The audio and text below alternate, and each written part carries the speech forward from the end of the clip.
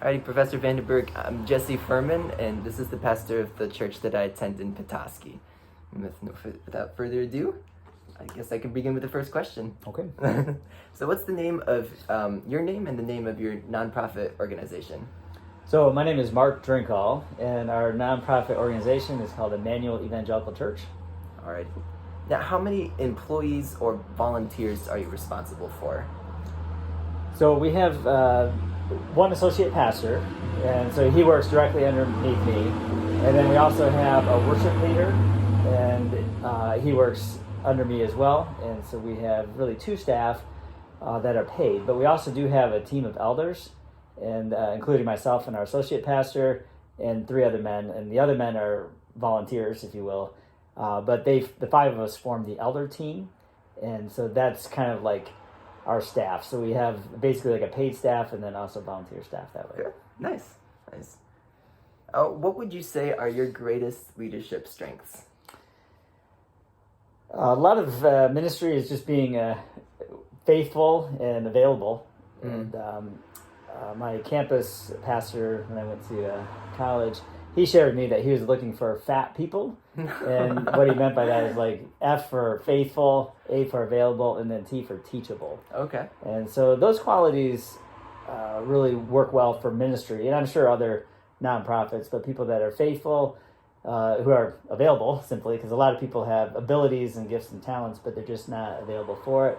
And then teachable. And so those are things that I've really tried to maintain, is to be fat in that way. Hey, I understand. Yeah, and I could definitely see how it would be hard to really make yourself available. I feel like it would take a lot of sacrifice to really be available for people when they need them all the time. Yeah, and that's part of being a church. As a nonprofit, but you don't clock in and clock out. And I'm sure No. A lot of other nonprofits are like that too, where you have to be available for your people. And so that's certainly what people in the church would look for, and certainly what I aim to do. With certain parameters, of course. Yeah, definitely. Well, how valuable are teams to the success of your organization? It's really essential in ministry, and some churches, the model is that the pastor does pretty much everything, and that can work for some smaller churches, but if the church grows, you really need to be equipping saints for the work of the ministry. And so that's developing teams and like layers of leadership.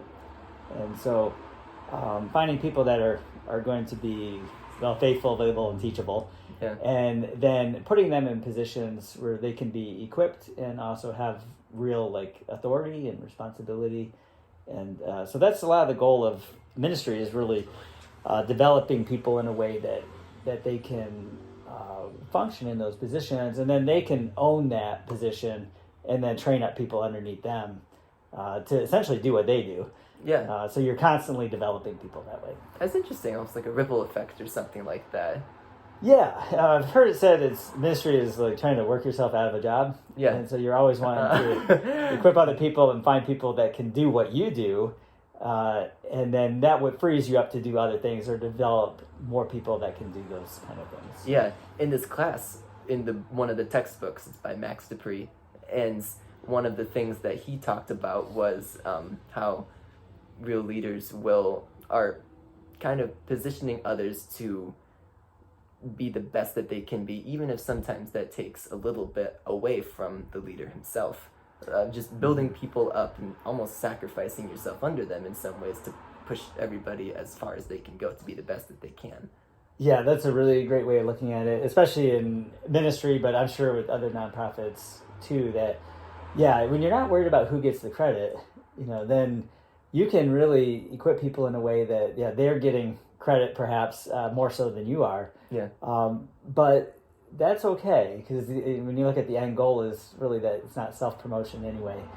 And if the ministry or the organization can do better that way, then that's the end goal. Yeah. And so, that sounds like a great book, and certainly a biblical principle where you're really trying to raise up other people that they would actually do better than you do. Yeah.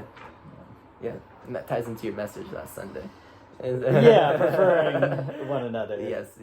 I heard, and I'll share this just real quick, but there's a pastor that went on vacation, and when we went on vacation, the guest person that came in to preach, he ended up starting like a whole revival in this pastor's church. Yeah.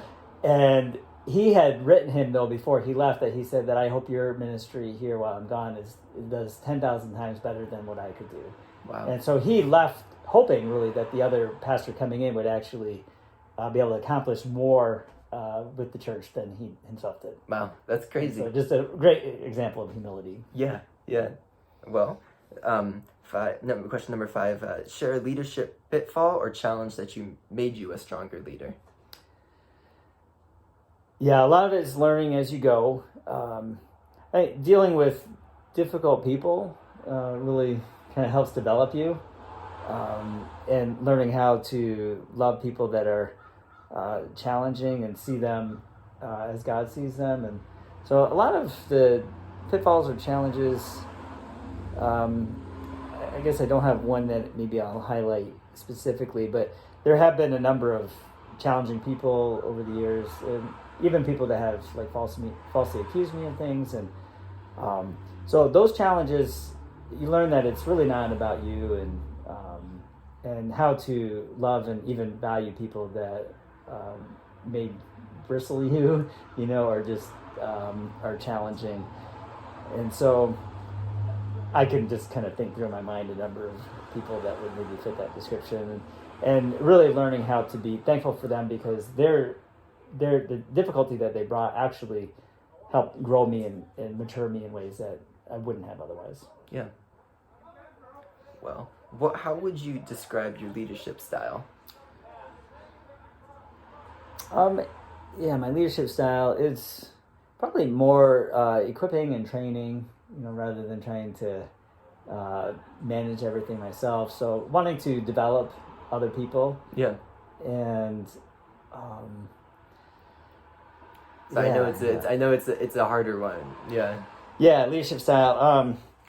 It's probably not. Well, I'll have a look at it. Yeah, it's leading by example, leading by teaching, wanting to kind of be out in front of the people, leading in a way that I'm willing to do the things that I'm asked of, or that I'm asking other people to do. Yeah. And so I don't want to be telling people to do things that that I'm unwilling to do, or that they would say, well, you won't do that.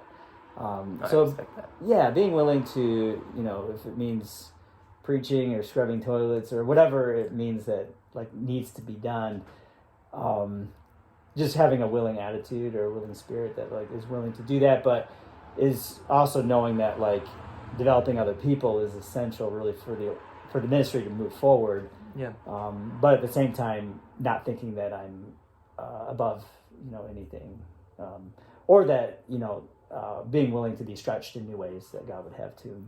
Yeah, no, I respect that. I hear stories of some of the best, some CEOs of companies and things like that who will go in and they'll work with their employees, hands-on, so to say, just every once in a while, just to show that they are still, they're no better, and that they still want to be involved with the people who are on the ground floor. Yeah, willing to get your hands dirty. And I think of Jesus telling the disciples to go unwrap Lazarus. You gotta be involved in this. Yeah. And you gotta get your hands dirty. Or even the disciples helping to distribute the fish and the loaves. So Jesus always wanting to lead by doing things himself and setting that example, but then also calling others to go and to do likewise. Yeah, absolutely. Well, do you have any parting words of wisdom for future leaders? For them? Yeah, so to be a leader is really to be a servant. So really look at servant leadership. Maybe back to that faithful, available, and teachable. Willing to learn and to keep learning. In Proverbs it talks about buying wisdom, and so to be a leader it requires a great deal of sacrifice, and a lot of people really aren't willing to make that sacrifice, and so they don't rise up to positions of leadership.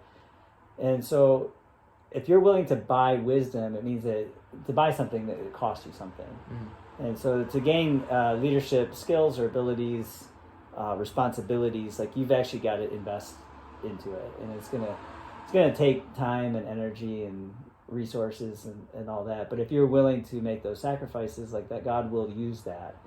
And so it's worth the cost, but you do have to count it. Yeah. And people don't end up in positions of leadership without giving of themselves, Yeah. especially in ministry where we're called to take up our cross and follow Jesus. So when we are willing to do that and to pay a price, if you will, for it, God will use you in leadership. But if you're going to be a leader, you got to be willing to make that investment. Yeah, I really like the fat leaders, the acronym. I've never heard that, but that's good. Yeah, faithful, available, and teachable. That'll get you far. Yeah. Yeah. Well, thank you so much. I really appreciate it. All right. Thank you.